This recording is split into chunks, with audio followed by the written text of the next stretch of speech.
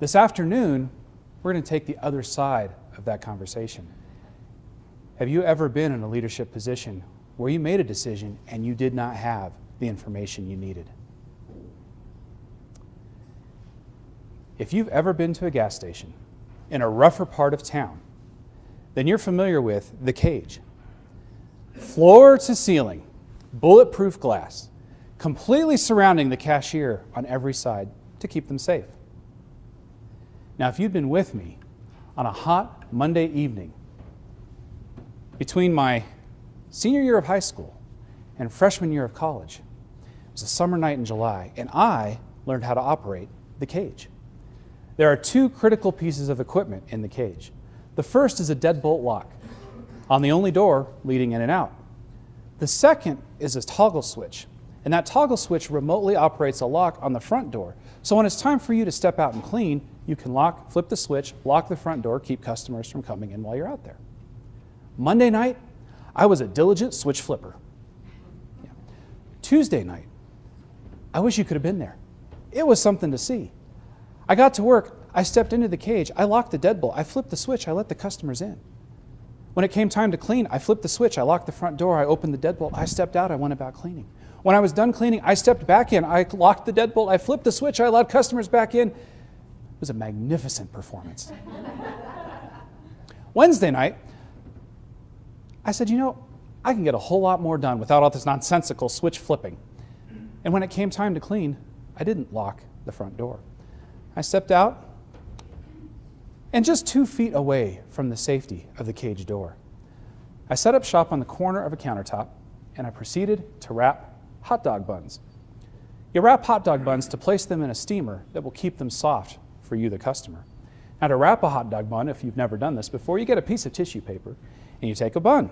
You put it on the tissue paper, and you wrap it up. Fold in the corners, wrap it up, put it in the steamer. Tissue paper.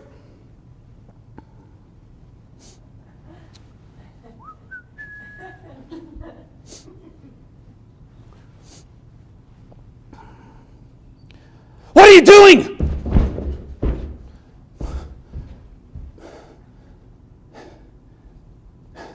In front of me stood this apparition, but he was real. How did he get in front? He had this big, bushy, white beard and mustache that were stained yellow with years of nicotine. He still smelled like stale smoke. And his overalls, they must have been blue at one point, but now they were faded and threadbare gray. And they were stained with coffee, grease, and is that mustard? Son, don't you ever leave that cage. My brother was shot and killed at a gas station just like this one up in Commerce City. Don't you ever leave that cage.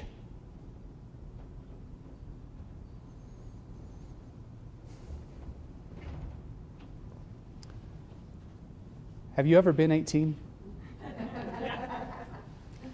18-year-olds are not the smartest creatures, and I was no exception. Who does he think he is? How dare that mustard-stained old man come up here, get in my face, sneak in here and scare me like that? What right does he? I'm sorry about his brother, but that does not give him the right to yell at me that way. I went home that next morning angry. I slept the day through angry. I pedaled my bike back to work that next night, Thursday night, angry. But I was also scared. He'd frightened me. And so that night, when it came time to clean, I once again flipped the switch to lock the front door. I stepped out and I proceeded to clean a countertop until I heard a customer rattling the front doors trying to get inside, at which point, stepped back in, went through the drill, flipped the switch to let no customer. Must be impatient. Locked the front door, went back out to continue cleaning. Until a police car pulled into the gas station. Now, this wasn't that unusual. About 4:30 every morning, we were in the habit of putting on a fresh pot of coffee. And the police would always come by for their free cup of coffee. Maybe that was the donuts. At any rate, it's only 3 a.m., I was 18, and you'll get your coffee when I'm good and ready. I went back to cleaning. Until 2 more police cars pulled in to the gas station. It's a quick, man. Fine, 6 of you. I'll put on the stinking coffee. And as I reached down to get the grounds from a cabinet, all 3 of those police cars flipped on 6 spotlights, all of them pointed at a trash enclosure just to the north of our building. You see, they had been chasing a man who had committed armed robbery just a few blocks down the road. A man who, in his flight from the police, had come upon a brightly lit 24-hour gas station with a young cashier whose back was turned to the front doors. Doors that when he tried them, he found to be locked. Is there someone in your life or your organization, your company, who's hard to hear? Maybe it's hard to hear them because of who they are, how they look, or how they talk to you. Maybe you just don't see them. How are you with them? Are you short, impatient? Maybe you just don't give them the time of day. After the police had left that night, I retreated back into the stockroom, although I did flip the switch and lock the front door first. And I wept. My arrogance, my disdain for somebody who didn't look the way I thought they should look, who didn't talk to me in a way that I liked, had nearly cost me my life. And that man, that mustard-stained man, had probably saved it. Over the years, as I have the opportunity to reflect back on that Thursday night in July so many years ago, I resolved that never again would I miss a message life was sending my way because it was stained with a little mustard. In your organization right now, I promise you there are people who can improve your customer service, who will benefit your productivity, who will enrich your life, share wisdom, maybe even keep you from being held hostage by an armed robber. But you'll have to pay attention. Shari shared with us all sorts of tools to ensure that feedback is happening in your organization. They're awesome tools. As a leader, I challenge you. If you want feedback in your organization, that's your responsibility. They may be people you don't see every day. They may be people who are tough to hear because of the way they say it. We all have those staff members, don't we? The ones that don't understand a decision you've made.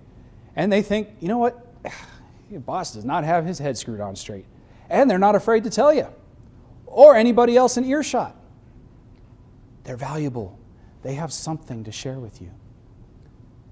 And so to extend on what we heard this morning, if you want the feedback you need to make good decisions for your organization, start with 3 things. The first, ask for it. Don't make your employees and your staff have to wait, have to even practice all the tools that we've learned earlier. Don't make them wait. Ask for it. Request it. Create that culture where everybody has the ability to speak truth to one another, to practice candor. Second, say thank you. We heard this morning, but if someone works up the courage to address you as a leader with your title and responsibilities and everything you've got going on, if they work up the courage to come and add value to you, say thank you. Even if you disagree, even if they haven't got all their facts straight, even if they don't know what they're talking about and they didn't say it in the best way, they have given you a gift. Say thank you. Third, you've asked for it. People have freely given you the gift of feedback. Number 3, respond. Have you ever worked for an organization that did employee surveys? You took 20 minutes, 30 minutes, maybe an hour to just give them the best feedback you could, and 6 months later, they hadn't done a thing with it. So demoralizing. Most of us have been there.